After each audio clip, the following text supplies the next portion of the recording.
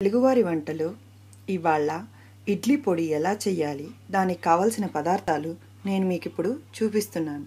ముందుగా శనగపప్పు 3 table spoons, ఉద్దిపప్పు 3 టేబుల్ స్పూన్స్ ఈక్వల్గా రేషియో తీసుకోవాలి. చిన్నదాలు ఉరుద్దాలు ఈక్వల్ రేషియోలో తీసుకొని ఆ తర్వాత ఎండుమిరపకాయలు ఒక 10 ఎండుమిరపకాయలు పడుతుందన్నమాట టేబుల్ స్పూన్స్కి.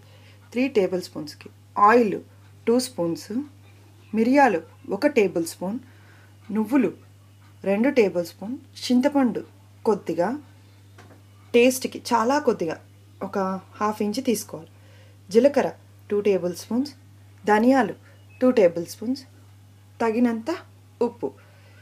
ఇవి కావలసిన పదార్థాలు. ముందుగా పెనం పెట్టుకొని దాంట్లో ఆయిల్ వేసుకోవాలి. ఆ తర్వాత ముందుగా శనగపప్పు వేసుకోవాలి. ఆ తర్వాత ఉద్దిపప్పు, అలా ఒకదానికి ఒకటి ఫ్రై చేసుకోవాలన్నమాట. అది గోల్డెన్ కలర్ వచ్చేలాగా ఫ్రై చేసుకోవాలి. ఇలా పెనంలో గోల్డెన్ కలర్ వచ్చేలాగా వేపుకోవాలన్నమాట. ఇలా వచ్చిన తర్వాత చివరిగా నువ్వులు వేసుకోవాలి. ఎందుకంటే నువ్వులు చాలా తేలిగ్గా ఉంటాయి కాబట్టి అవి భిన్న మాడిపోతుంది. సో నువ్వులు మాత్రం చివరిగా వేసుకోవాలి.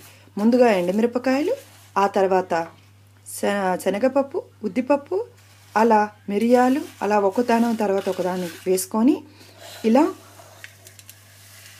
గోల్డెన్ కలర్లో రావాలి.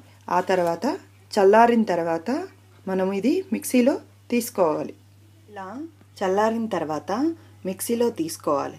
మనము చింతపండుతో సహా అన్నీ వేసి వేయించుకోవాలి. ఆ తర్వాత చివరిగా ఉప్పు 1 టేబుల్ స్పూను పడుతుంది అన్నమాట. అది మీరు తగినంత వేసుకోవచ్చు, కానీ నేను 1 టేబుల్ స్పూన్ పడుతుందని వేసానమాట. దీన్ని మెత్తగా పౌడర్ లాగా ఇలా మెత్తగా పొడి కట్టుకొని ఇడ్లీ పొడి సర్వ్ చేసుకుంటే చాలా బాగా సూట్ అవుతుంది.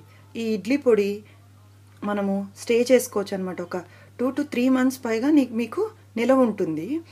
ఈ ఇడ్లీ పొడి నెయ్యితో కానీ లేకపోతే ఆయిల్తో కానీ మీరు సర్వ్ చేసుకుంటే చాలా బాగా సూట్ అవుతుంది. ఇన్స్టెంట్గా మీకు ఇడ్లీ మాత్రం పెట్టుకొని ఇడ్లీ పొడిలో ఆయిల్ వేసుకొని మీరు సర్వ్ చేసుకుంటే చాలా బాగా ఈజీగా మీకు బ్రేక్ఫాస్ట్ అయిపోతుంది అన్నమాట. ఇవాళ మీకు ఈ ఇడ్లీ పొడి నచ్చినట్లయితే ఒకసారి ట్రై చేసి చూడండి. మా తెలుగువారి వంటలు సబ్స్క్రైబ్ కండి. థ్యాంక్ యూ ఈ వీడియో చూసినందుకు.